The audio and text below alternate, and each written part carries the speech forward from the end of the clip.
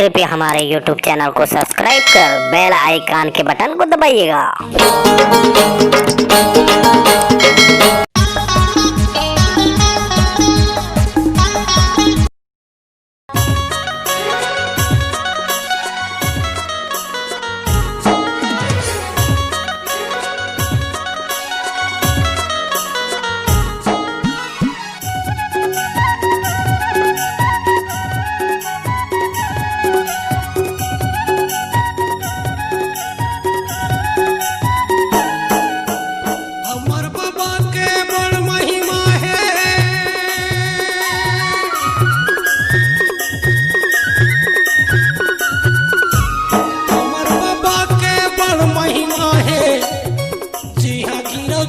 जैसे धाम ही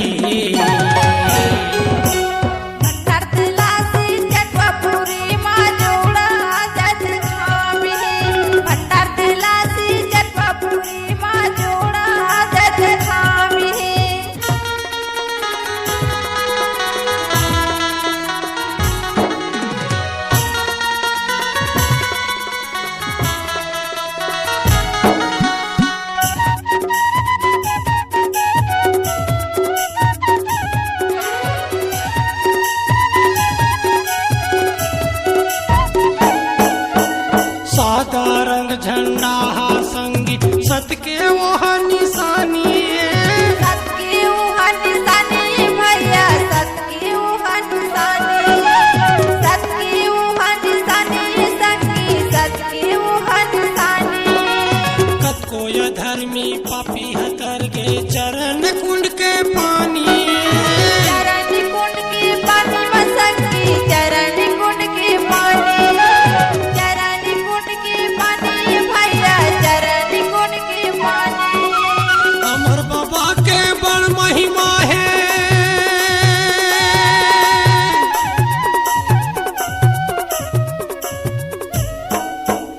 अमर बाबा के बड़ महिमा है, जी हाँ गिरधपुरी जैसे धाम है।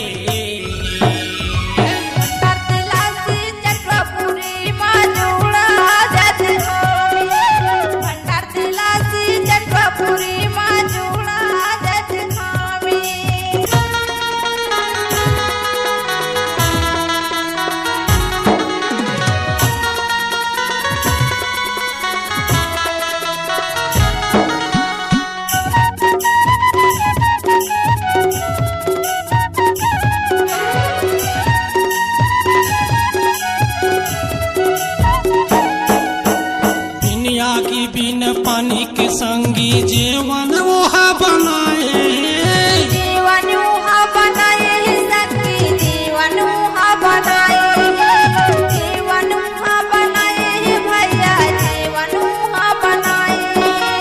मर बछड़ा सफरन संगी अमृत पिला के जिलाए, पिला के जिलाए भैया पिला के जिलाए, पिला के जगह जगह माँ हमर बाबा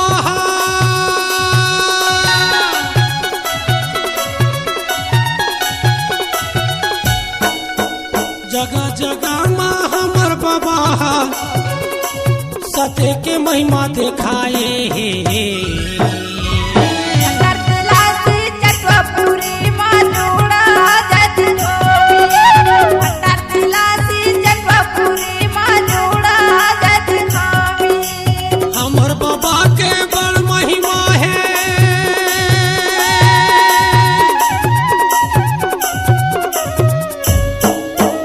अमर बाबा के बड़ महिमा है, जी हाँ गिरधपुरी जैसे धाम है।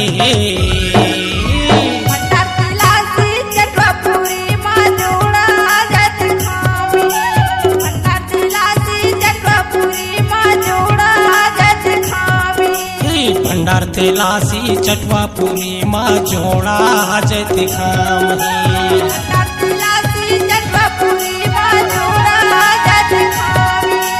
जोड़ा जत खाम है, जोड़ा जत खाम है, जोड़ा जत खाम है।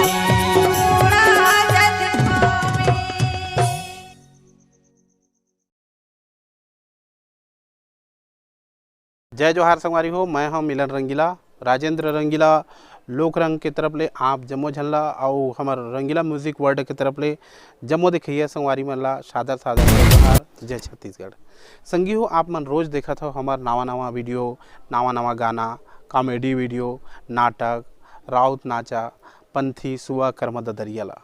तो संगवारी हो आप मन ला सादर निवेदन करता हूँ मैं कि हमार रंगीला म्यूजिक वर्ल्ड ला अधिक से अधिक संख्या में माया और दुलार की ज़रूरत है।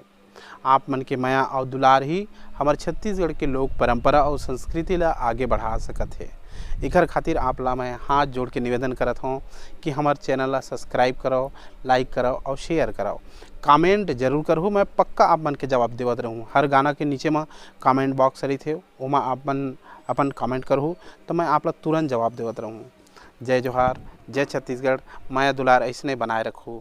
सादर जय जोहार।